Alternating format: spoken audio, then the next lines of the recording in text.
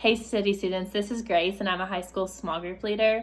I have missed so much being able to interact with all of you at City Students event during this time that we're apart.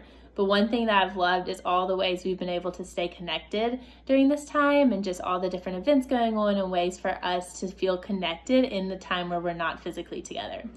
And one of my favorite things that we've been doing is reading through the book of Ephesians. And this week we read Ephesians 6. And so I just wanted to get on today and talk about kind of a few things that jumped out at me this week while I was reading Ephesians 6 with y'all. So I'm going to focus on the verses for today. So it was Ephesians 6, 10 through 24. And I'm going to read starting at verse 14. And I'm going to read through 20. So it says, "Stand therefore with truth like a belt around your waist, righteousness like armor on your chest, and your feet sandaled with readiness for the gospel of peace. In every situation take up the shield of faith, with which you can extinguish all flaming arrows of the evil one. Take the helmet of salvation and the sword of the Spirit, which is the word of God.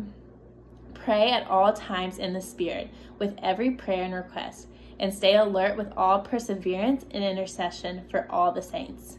Pray also for me that the message may be given to me when I open my mouth to make known with boldness the mystery of the gospel. For this I am an ambassador in chains. Pray that I might be bold enough to speak about it as I should." So in that passage, and just even 10 through 24, there's so much that sticks out to me. And so I kind of want to focus on three main things that stick out to me when I read them. So first, going up to a verse that I didn't just read, but it just starts off, and it says, verse 11, "Put on the full armor of God so you can stand against the schemes of the devil." So in that verse, most of us have heard about putting on the armor of God. We've seen illustrations of this. We've talked about the different parts of the armor of God. And the thing that really jumped out to me this time in reading it is it's the armor of God.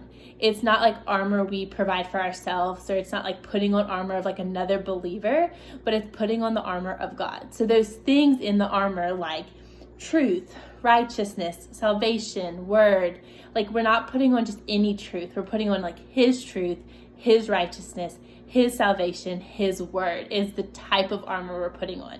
So it's coming from the Lord. So then I asked myself, why do we need to put on armor? Like when you think about putting on armor, it's like you think about like going to battle.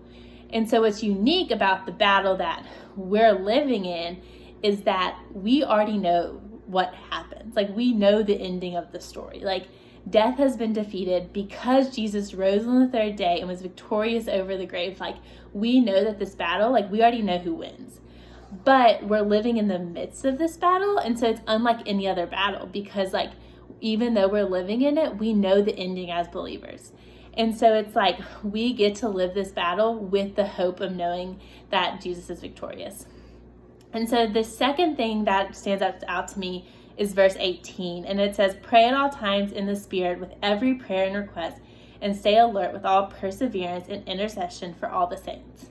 So I had this small group leader in college, and she called her laundry room her war room. And she had sticky notes all over her laundry room. And she was like, when I go in there, I'm going to war for these people. And each sticky note represented somebody she was praying for, a situation in her own life that she was praying for. And she would go in there and like that was her time to go to war for those people and intercede for those people. And so this just really, like when I read this verse, I thought of that because like in this time in history, like our world is hurting and like the people in our world are hurting in such unique ways and it's affecting everyone differently. But like as Christians, we're being called to not only present our requests to the Lord, but go to war and like intercede for the people on like in our lives. And by praying is how we do that. And then the third and final thing is verse 20. It says, "For this I'm ambassador in chains.